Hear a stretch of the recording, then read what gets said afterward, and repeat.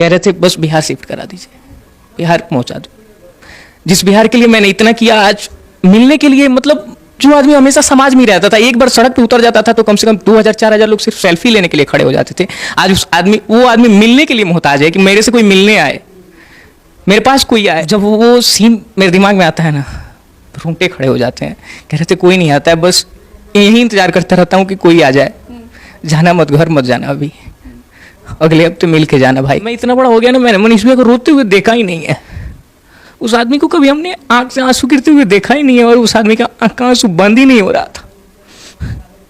कह रहे थे सब बर्बाद कर दिया, हमने किया क्या है अपने लिए। वो तो अभी तक ये पूछ रहे हैं कि गलती क्या हो गई मेरे से कि एनएसए लग गया मेरे ऊपर।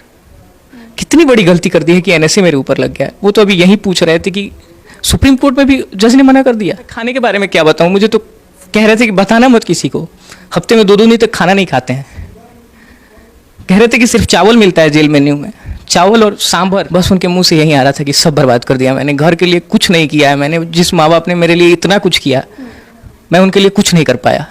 मैं बस समाज बिहार। जब से मैं मैच्योर हुआ, घर को तो मैंने कभी देखा ही नहीं। जो माँ पिछले 4-5 सालों से रिक्वेस्ट कर रही है कि शादी कर लो, जहाँ तक कि मतलब मैंने किसी की सुनी ही नहीं, सब कुछ बर्बाद कर दिया। आज खुद तो परेशान हुई, घर को भी मैं सड़क। इस वक्त हमारे साथ मनीष कश्यप के कजिन भाई मौजूद हैं, जो कि मदुरई गए थे उनसे मुलाकात करने। तो आज मनीष कश्यप किस हाल में हैं उस पर चर्चा करेंगे। पहला सवाल, जब आपने मनीष कश्यप को देखा मदुरई जेल में, तो कैसी हालत थी उनकी? हालत क्या बताएं, मैं तो खुद को समझा के गया था कि उनको जाके समझाना है। मैं भाई को समझाने गया था, लेकिन जब हम दोनों जब बाहर आए ना, वो तो कम से कम 10 मिनट तक तो हम दोनों खुद को कंट्रोल नहीं कर पा रहे थे। मेरे आंख से आंसू निकलने लगे, वो रोने लगे। बस बहुत हिम्मत करके हम दोनों बात करना शुरू किए। मैं समझा रहा था कि बस आप हिम्मत मत हारिए। बस वो यही बोले जा रहे थे कि सब बर्बाद कर दिया मैंने। अभी भी आप रो रहे हैं?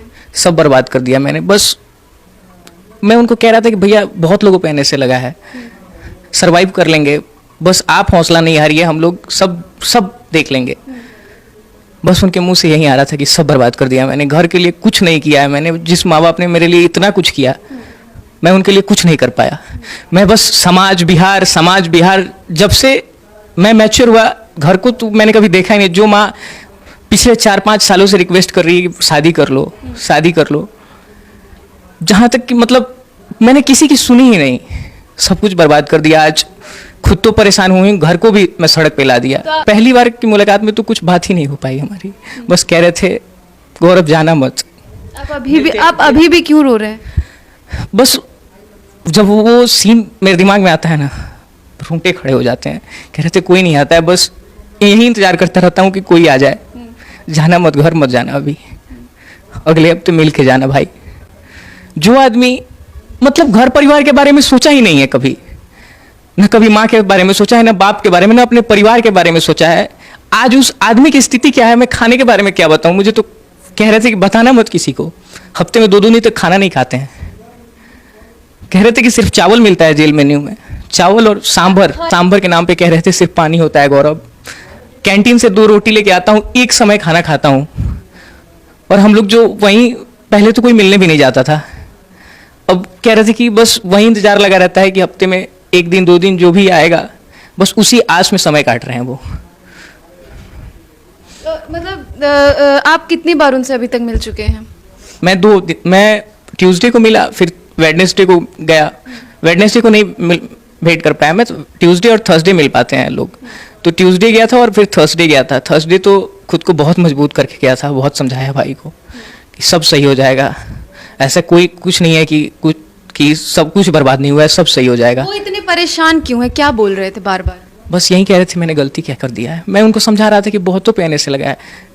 मैं यही चीज वो मुझसे कह रहे थे एनएसए लगा है, कौन अपने राज्य से 3000 किलोमीटर दूर रह रहा है, कौन काला पानी का सजा काटा है। मुझे न किसी से बात, न किसी की लैंग्वेज समझ में आती है, न खाना समझ में आता है।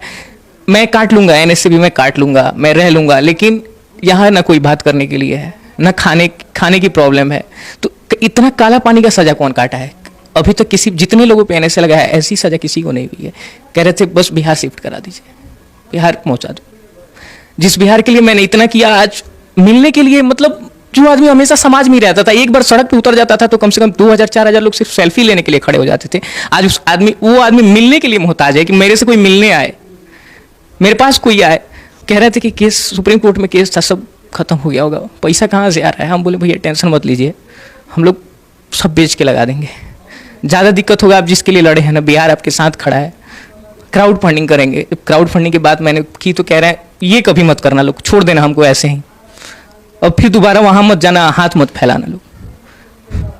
मतलब अभी भी उनके अंदर हिम्मत है, लेकिन अब टूट रहा है वो आदमी ना, जो आदमी मैंने बोला खाना पे ध्यान दीजिए। अंडा मिलता है हफ्ते में एक दिन, अंडा नहीं खाते हैं, नॉनवेज खाते ही नहीं। मैंने समझाया कि नहीं खाइएगा तो कैसे रहिएगा।